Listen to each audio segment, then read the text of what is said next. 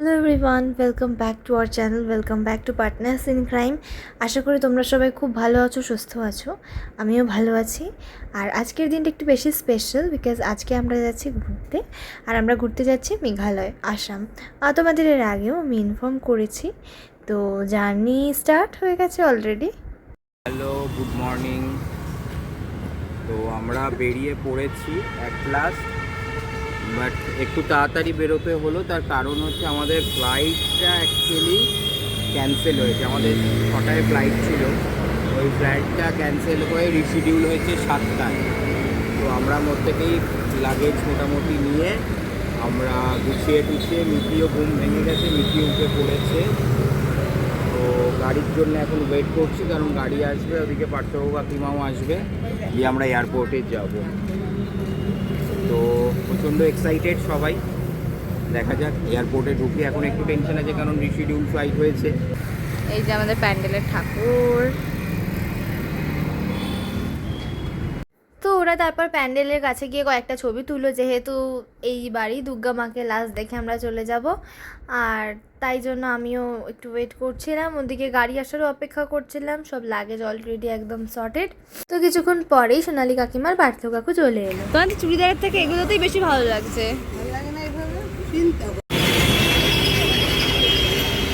তো বেরিয়ে পড়েছি। আর যেহেতু এটা একটা উইঙ্গার নেওয়া হয়েছিল, তাই অনেক ফ্রিলিভাবে আমরা বুঝতে পেরেছি। ইভেন আমি পিছনের লাস্টের সিটটাতে পুরো একা বসেছি। আর আমাদের যাওয়ার ওয়েটা আমরা নিয়েছিলাম হচ্ছে নাগেরবাজার, দমদম, যশোর হয়ে দেন গিয়েছিলাম। তো যেহেতু ওই রাস্তাতে আবার অর্জুনপুরের পুজোটা হয়, তাই জন্য একটু জ্যাম ফেস করতে হয়েছিল। বাট ওভারঅল বাকি সব ঠিকঠাকই আছে। আমরা ঠিকঠাক টাইমে পৌঁছে যাই এয়ারপোর্টে। আর এয়ারপোর্টে পৌঁছানোর পরে একটুখানি প্রবলেম হয়, ডিজি যাত্রায় প্রপারলি মানে কাজ করা যাচ্ছিল না। তাই আমাদেরকে নর্মাল গেট দিয়েই ঢুকতে হলো, আমাদের যে কোনো একটা আইডি প্রুফ দেখিয়ে দিয়ে। অ্যান্ড দেন লাগেজের যখন চেকিং হয়েছে তখন আমরা আমাদের বোর্ডিং পাস দিয়ে দিচ্ছি এবং তারপর ফ্রিলি আমরা বসলাম। এয়ারপোর্টে চলে এসেছি একটা দীর্ঘ প্রতিক্ষণের পর। অ্যাকচুয়ালি একটুখানি যখন এখানে চেকিং করছিলাম, এবার ফার্স্ট টাইম কী অসুবিধা হলো, এবারে দেখলাম ডিজি যাত্রাটা কাজ করছে না। তার একটা রিজন আছে, যেই ফ্লাইটটা রিশিডিউল হলো, ফ্লাইটটা আগের ফ্লাইটটা ক্যান্সেল হয়ে গেল, কিন্তু তারপরও কিন্তু বোর্ডিং পাস যেটা হচ্ছে দিয়ে কিন্তু অলরেডি অ্যাক্টিভ করা ছিল, বাট স্টিল তারপরেও ডিজি যাত্রা কাজ করলো না। তো ইউজুয়ালি কী হলো, আবার লাইন দিয়ে চেকিং করতে হলো। বাট একটা মজার ব্যাপার যেটা, সেটা দেখলাম, ইন্ডিগোর যারা স্টাফ ছিল, আমি যখন মাম্মামকে কোলে নিয়ে দাঁড়িয়ে আছি, আমরা টোটাল 7জন আছি। তো যেহেতু আমি লম্বা লাইনের পরে দাঁড়িয়ে আছি, প্রায় আমার সামনে 15জন 17জন মতো দাঁড়িয়ে আছে, তো উনি কিন্তু এলো এবং নোটিস করলো এবং আমাদেরকে সঙ্গে সঙ্গে বললো আপনারা সাইড দিয়ে আসুন, এবং আলাদা একটা কাউন্টার খুলে দিয়ে নিজেই কিন্তু অ্যাক্সেস করলো।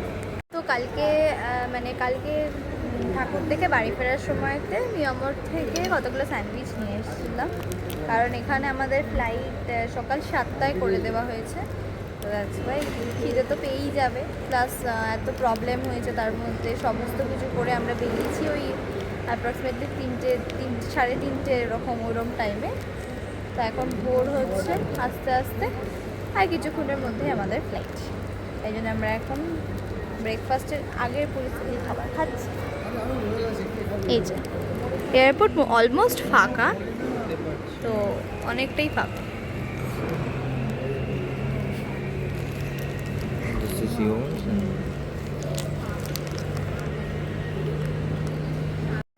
তো আমরা স্যান্ডউইচগুলো খাচ্ছিলাম। আর তার সাথে সত্যি বলতে গেলে এই বছর পুজোর মধ্যে ঘুরতে যাওয়ার কোনো ইচ্ছাই ছিল না, তবে কি করা যায়, ছুটিও খুব সীমিত, তাই ঘুরতে এক প্রকার যেতেই হয়। আর এই সুযোগে দেখা হয়ে যায় একজন ক্রিকেটারের সঙ্গে, তোমরা সকলে হয়তো চিনতেই পারছো। দাদাভাইও তোমাদেরকে ইন্ট্রোডিউস করিয়ে দেবে ওনার সাথে।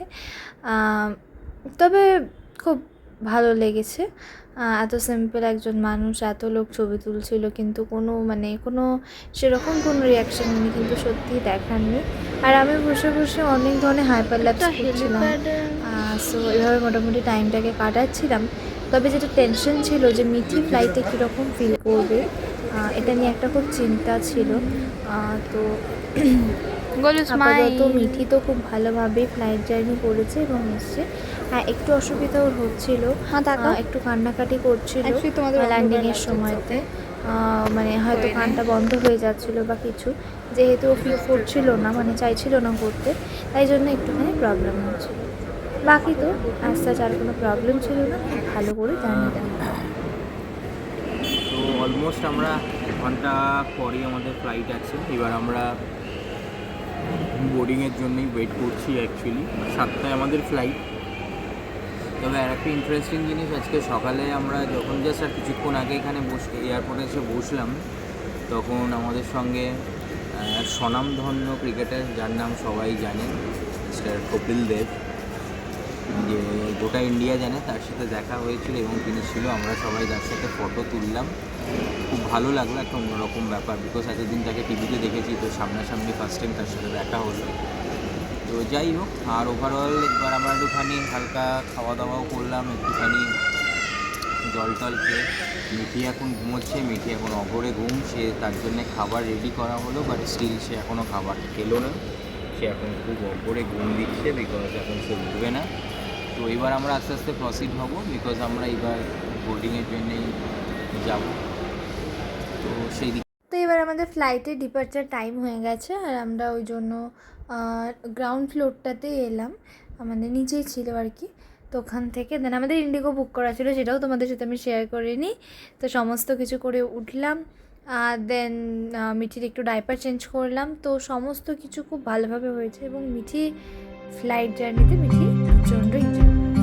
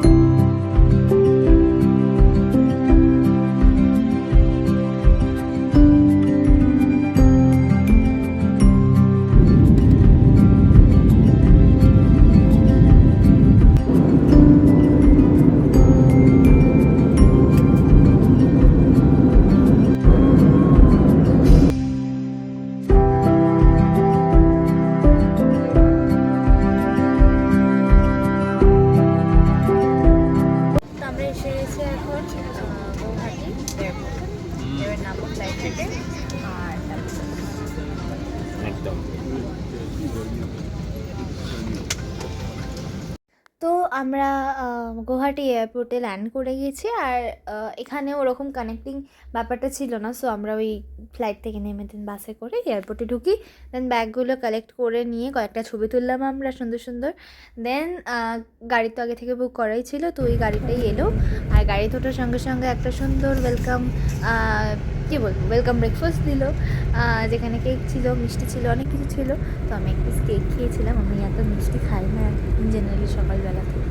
তো আর আস্তে আস্তে ভিউগুলো তোমাদের সাথে শেয়ার করছি, তোমরা দেখতে থাকো, তোমাদেরও দেখবে মনটা একদম ভরে যাবে ভিউগুলো দেখলে। এয়ারপোর্ট থেকে নেমে গেছি, নেমে গাড়িতে উঠে পড়েছি। এখন ডিরেক্ট একটু প্রথমেই চলে আসলাম জাস্ট এয়ারপোর্ট থেকে 10 মিনিটের ডিস্টেন্সে একটু ব্রেকফাস্ট করতে, একটু খাওয়া দাওয়া করে নিয়ে শরীরে একটু চার্জ বাড়াই, তারপরে আমরা নেক্সট জায়গায় চলে যাব। এখন একটুখানি ব্রেকফাস্ট টাইম। সো আমরা এখানে খেতে এসেছি, এখন এখানে ব্রেকফাস্ট করব, চা খাবো, অ্যান্ড দেন এখান থেকে বেরিয়ে আমাদের নেক্সট ডেস্টিনেশন যেটা হবে সেখানে যাব। তো আমাদের ব্রেকফাস্টটা খুব সিম্পলই ছিল। আমি নিয়েছিলাম আলু পরোটা, আর মাও নিয়েছিল আলু পরোটা, প্লাস দিদি আর হচ্ছে সোনালি কাকিমাও আলুর পরোটা, পার্থ কাকু আলুর পরোটা, বাবা ছোলে বাটুরে নিয়েছিল, আর দাদাভাই নিয়েছিল ধোসা। তো এই ছিল আমাদের ব্রেকফাস্টের লম্বা লিস্ট। তার সাথে চা তো থাকে, মানে মা চা খেয়েছে, বাবা চা খেয়েছে, ওরা চাটা খেয়েছে, ওটা আর আমরা খাইনি। আমরা একটু টি ব্রেকে দাঁড়িয়েছিলাম, দাঁড়িয়ে এবারে যাব ফাইনালি। আমরা কোথায় যাচ্ছি জানো? উমিয়াম লেক যাব আমরা এখন। প্রচণ্ড গরম।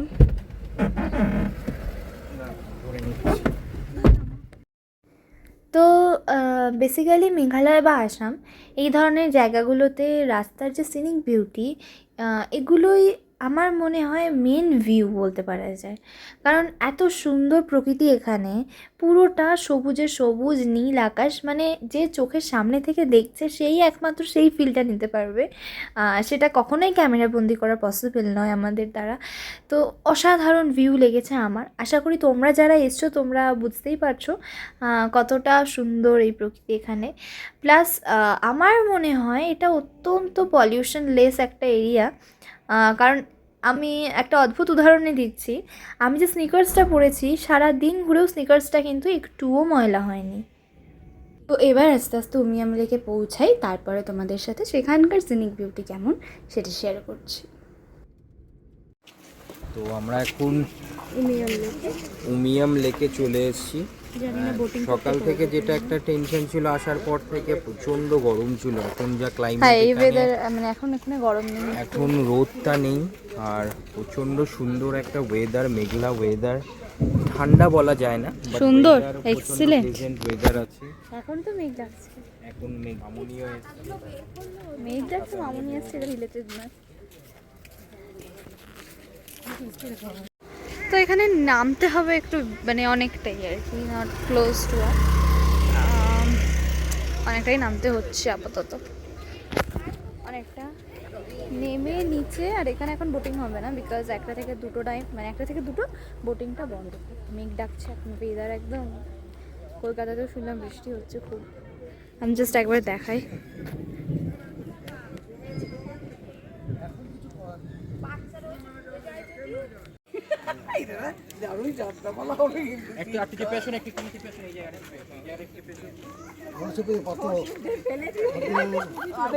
সোনালি কাকিমা আস্তে করে সাইডে চলে যাবে, এবার দেখো। তো উমিয়াম লেক তোমাদের কেমন লাগলো ওইটা আমাকে কমেন্টে বলো। এবার আমরা যাব নেক্সট ডেস্টিনেশন আমাদের। এখানে ছবি টবি তোলা হয়ে গেছে, এবার বৃষ্টি এসে গেছে এখানে। হ্যাঁ, অলরেডি স্টার্ট হয়েছে বৃষ্টি, বাট সে মতো হয়নি, কিন্তু ইটস অসাধারণ ওয়েদার। ওই এটা মানে ধারণারও বাইরে, এত সুন্দর ওয়েদার আর যা সিনারিও, সবে তো শুরু। বিউটি। তো এই জন্যেই বলা হয় মেঘের আলয়, আর সত্যি মেঘালয় তাই। তো দেখতেই পাচ্ছ বৃষ্টি শুরু হয়েছে ফিটফিট করে। তো ওঠাটা অনেকটা কষ্টের।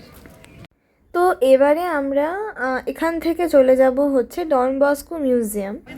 তো সেখানে রাস্তার সেরকম কিছু ভিউ ছিল না, আর এর ভিতরে ক্যামেরা খুব একটা অ্যালাউড নয়। আর আমরা সত্যি বলতে ঘুরেছি এখানে 3টে ফ্লোর, সেখানে 7টা ফ্লোর ছিল। সো আধ ঘন্টাতে আমাদের এটা পুরো কভার হয়ে যায়। দেন আমরা চলে আসি একটা রেস্টুরেন্টে খেতে।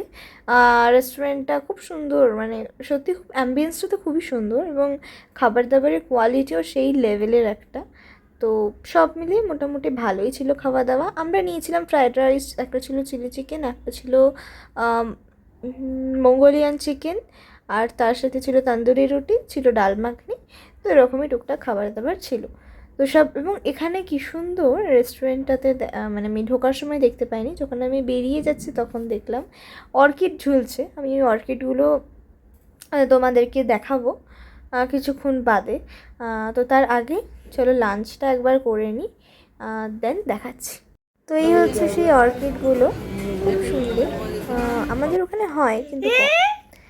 তো এবারে রুমে এসে গেছি, মানে সব সাইট সিন করার পর ফিরে এলাম। আর সত্যি বলতে প্রচন্ড ঘুম পেয়ে গেছিল, বিকজ সারাদিন এখান থেকে আমরা চট করে শপিং করতে চলে যেতে পারবো কিছুটা এগোলে। আর কোনো এনার্জি কিন্তু আমাদের একদমই নেই। তো যাই হোক, হ্যাঁ আমি তোমাদেরকে একটা রুম ট্যুর দিয়ে দিচ্ছিলাম। এখানে একটা সোফা আছে, নর্মাল টেবিল আছে, প্লাস এটা একটা অদ্ভুত ব্যাপার, আমি জানি না এরকম কোথায় থাকে।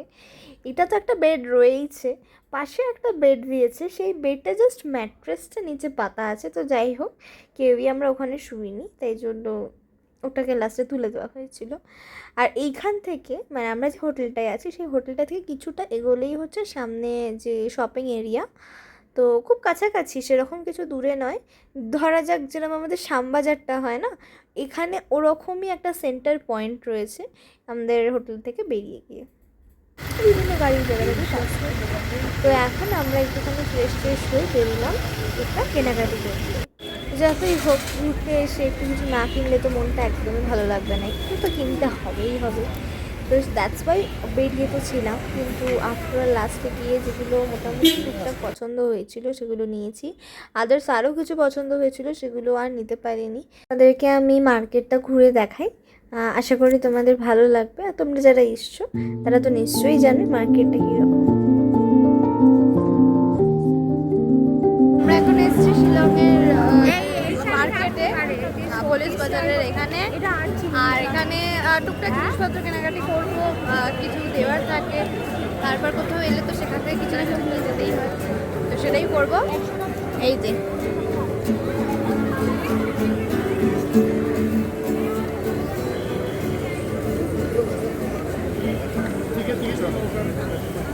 সো কুরকুরে খাচ্ছি।